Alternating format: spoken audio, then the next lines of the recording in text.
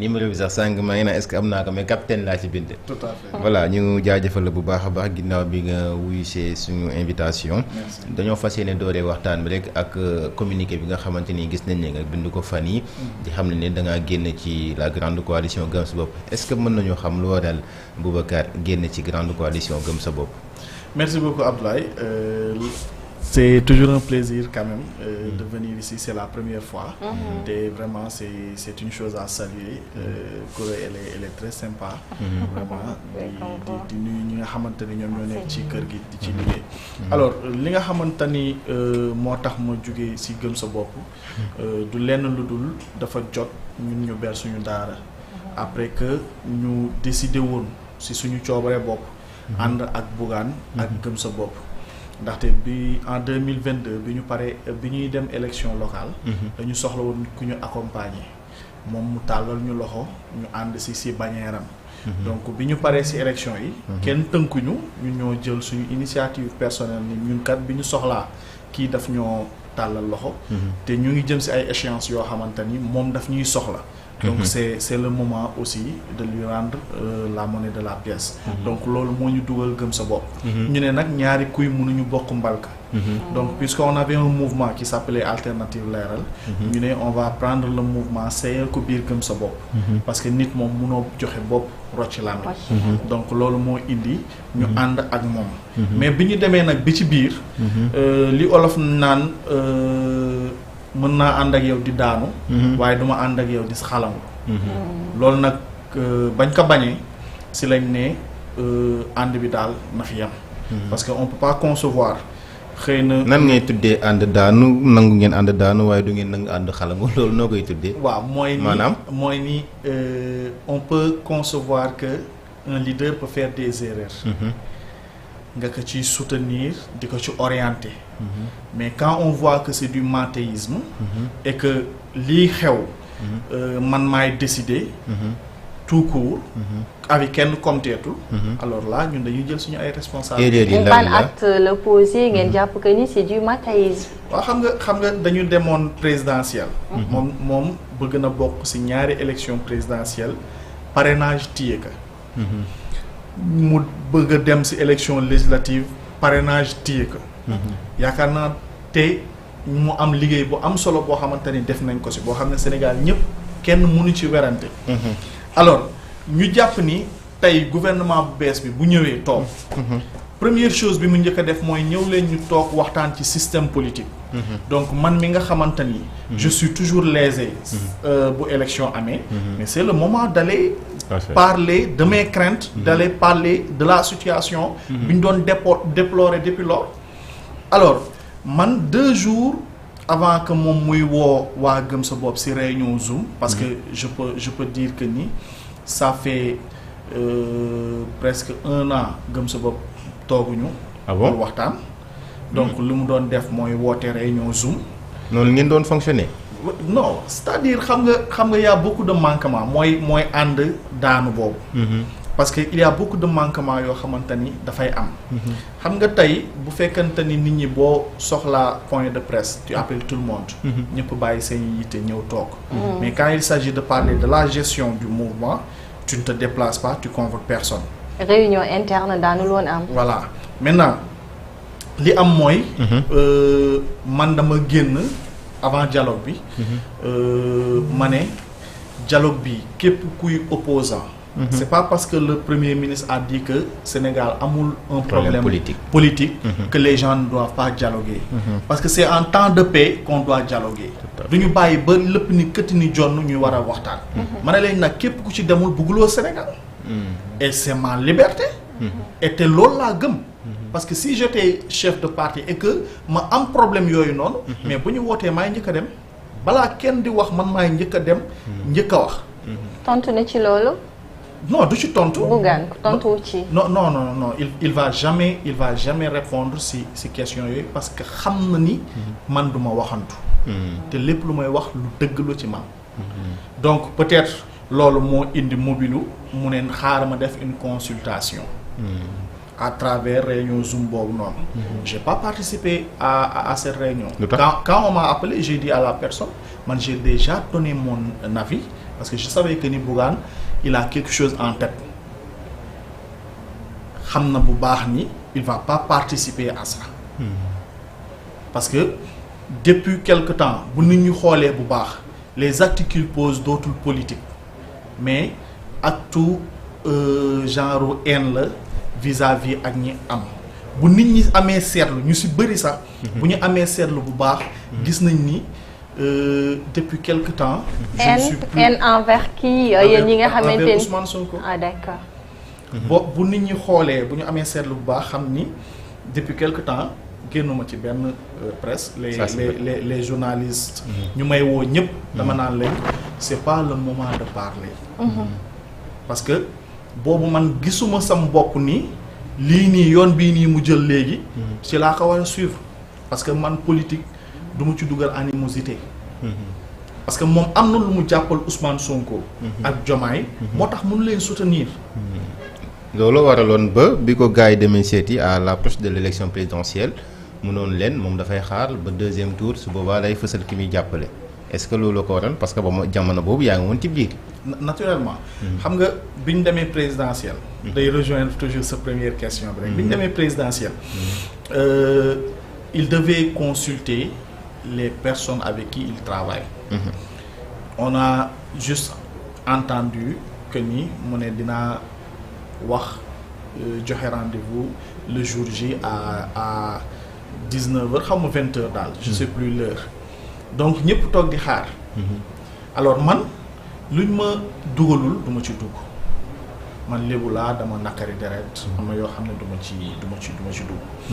alors ma toog di déglu am benn responsable mag woo ma ne ma waa saa yéen la ngeen ñu xaar seen heure bi jot na ma ne ko man maa ngi nii sama biir kër de. ma ne ma comment ça nekk ko ak waa ji ma ne ko non non maa ngi sama biir kër ma ne ko pour man sa yow yaa ngi ak waa ji mu ne ma non non mu ne ma waa ji baa maa ngi dégg ay rumeur que ni du soutenir gars yi ma ne la ma ne ko loolu mënul ne. parce que moom moo toog ci kanamu télé. mu ne moom bu participer wul. candidat bi incarné système bi lay jàppale. anti système. donc candidat bi jàppale anti système bi. ñëpp xam nañ kan la. donc loolu jarul sa déclaration Walfadjri la ko waxee. voilà man si sama gis-gis. loolu jarul sax def déclaration. parce que c'est quelque chose de naturel la waroon ne. man moo tax musuma ci am sikki sàkk que ni voilà dañuy soutenir keneen ku dul kooku. alors bi ma gisee ñu renvoyer mbir bi jusqu'au lendemain c'est là ne changement am na. li mu waxoon du ko def. néanmoins malgré tout ça ñun ñu soutenir ko ci décision bi mu jël. parce que boobu yeewi na ñëpp ku nekk votel sa xam politique. ku xam politique da ngay ñàkk sa famille. sa famille quel que soit alpha ak mu mënti demee doo leen bàyyi ñu dispersé wu. mais man ñi nga xamante ni maa leen yilif jox naa leen consigne de vote. ne leen man mënuma combattre Macky Sall pendant 12 ans. di ñëw naan damay neutre wala damay xool benn candidat non. kii moo fi nekk. incarné anti système bi. nañ leen ko jàppale ñu votel ko man j'ai voté Diomaye keneen ak keneen ku ànd ak man. loolu ci présidentielle bi la woon loolu ci présidentielle bi la. ci législative ci législative yi. ñu toog toujours concertation amu si. ci élection législative bi. oui il y avait pas de concertation. tout tournait autour de lui. non xam nga dafa jékki-jékki parce que boo xoolee après présidentielle bi. malgré loolu noonu yëpp am. ñun bàyyiwuñu dañ ci jàpp def ci fulla ak fayda. ba nga xamante ni créer nañ cette dualité entre lui et Ousmane Sonko. ça c'est vrai. mais bu loolu amee. Abdoulaye. loo ñàkk xam politique. da nga war a toog samp comme li ko xale yi di waxee. nit ñi ñëw si yow. mais yow doo waroo dem fekk ji kenn. tey coalition boobu noonu. sàmm sa kàddu moom moo ko waroon jiite. moom moo waroon nekk leader naturel sàmm sa kàddu. parce que ñoom ñi fa nekkoon yëpp. Vous n'êtes pas d'accord avec le choix de Barthélémy Diaz comme tête de liste de la coalition sàmm sa kàddu. non xam nga concertation amu ci. donc ñun. concertation interne quoi au sein de Gëm sa bopp. oui ba jour bi ñuy ba jour man je suis toujours pour le grand ensemble. Man je suis toujours pour une coalition. Mais coalition dafa am nu muy tëddee. Coalition dafa am nu muy tëddee. mais man je suis toujours pour que nit ñi booloo ànd. parce que nit ku dem moom kese du ko jëriñ dara. du am lu bari loolu amul sens individualisme boobu dañ ko war a dépasser. man pour man nit ñi dañu toll ci jamono boo xamante ni les grands ensembles ñoo war a dox ñoom ñoo war a cheminer ndox. mais est-ce que doon na yomb pour li ngay wax noonu mu am d'autant plus que bu ñu xoolee sur le plan électoral wala sur le plan politique ki nga xamante moo nekk Barthélémy Dias quoi qu'on puisse dire nekk na fi ay yoon maire nekk na fi ñaari yoon maire bu maire mu Sacré-Cœur nekk na fi maire de Dakar est-ce que dina yomb ci boobule ànd Bougane Gueye Dany nangu bon Barthélémy Dias nangu kii di Bougane Gueye jiite ko nekk tête de liste est-ce que loolu jàpp nga ne doon na yomb. waaw mën na yomb kay. xam nga moo tax ma ne la. expérience politique foofu la amee solo. parce que tey ki nga xamante ni moo jiite réew mi. mënuñu lay tëkkale ak moom. keneen koo xamante ni bokkul ci langue boobu comme ni ko Ousmane Sonko waxee woon ne ko Barthélémy doo leader Khalifa mooy leader yow nga keneen ku bokkul ci langue boobu di fàq di la jiite foofu la expérience politique baaxee. foofu ngay xamee nit ki ndax mën na politique wala mënul politique. tey bu loolu weesoo ñu woote ñun jour bi ñuy dem di déposer ji. Il nous a demandé de préparer la liste de la coalition pour Gëm Sa Bopp. Oui. Ñun on était en train de travailler sur ça. ba moment bi ñuy dugg biir direction des élections. On a passé la nuit là-bas, on est sorti le lendemain à midi. Et il vous a rien dit. déggoo li ma la wax il nous a rien dit man bi ñu toogee ba yenn heure ci laa ne ñi ma nekkaloon ma ne leen bu leen sonal seen bopp. coalition bi la ñuy demee ñu ne ma non nañ leen kii nii rek ma ne leen bu leen sonal suñu bopp bi ñuy dem dañoo bu bagage yi yóbbu fekk ñun pare nañ. si je comprends bien il n'y a pas une démocratie interne au sein de Gëm Sa Bopp. non du ma ko tuddee démocratie interne parce que man en ce qui me concerne. man j'ai toujours eu une liberté d'expression man amul kenn ku may àndal te bu ma la bëggee wax dara du ma ko wax. du question de réewande wala manque de respect dara non si fulla ak fayda laa koy teg. est-ce que amul woon gënalante aussi au sein de Gëm Sa Bopp ci biir amul ñeneen ñoo xamante ni peut-être daf leen tegoon feneen. non gënalante amul man il m'écoutait mais pas sur ces points-là. man moom quel que soit alpha lu ma ci xalaat it naa ko ci wax. mais ci point yi nii ma lay wax déglu amu ci. donc maintenant nag xalangu bi. xam nga fan la xalangu bi nekk. mooy ñu woote dialogue nga ne doo dem. yow dialogue bi moom moo indi divorce bi carrément. non mais parce que bugguloo avancer. doo dem sama parce que bugguloo avancer dafa mel ni yow. tu fais sciemment de façon à ce que toujours. ñu lay recaler. mais moom sax avant ñuy yegg ci dialogue bi dafa toog benn moment boo xamante ni daanaka kenn déggatu ko ginnaaw ba mu jógee ci li nga xamante ni mooy Bakel ga mu demoon daanaka dafa meloon ni sax ku fay finalement. est-ce que du conséquence su Bakel bi. xanaa Bakel bi joxoon leen ko woon ay yaa ngi si mën a wax lu leer. xanaa du Bakel bi en tout cas bi ma demee Tamba pour soutenir ci ko. Tamba moom tàngoon na trop. tàngoon vraiment donc xaw ma nag. Bakel te nee na toitu prison bi dafa zinc la woon.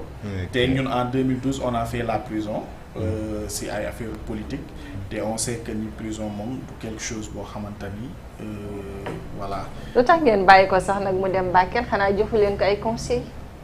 waaw xam nga tey Bakel boobu erreur daf cee am rek mais mënoon na dem sans pour autant que loolu noonu yëpp am. parce que tamit si réew moo xamante ni libre entrée la libre sortie circulation des personnes et des biens war na président de la république war na mën a nekk fenn opposant nekk si même côté bi di opposé wu par rapport ak moom li muy acte yi muy posé donc foofu moom man du ma ko ci condamné parce que man je me dis que ni il était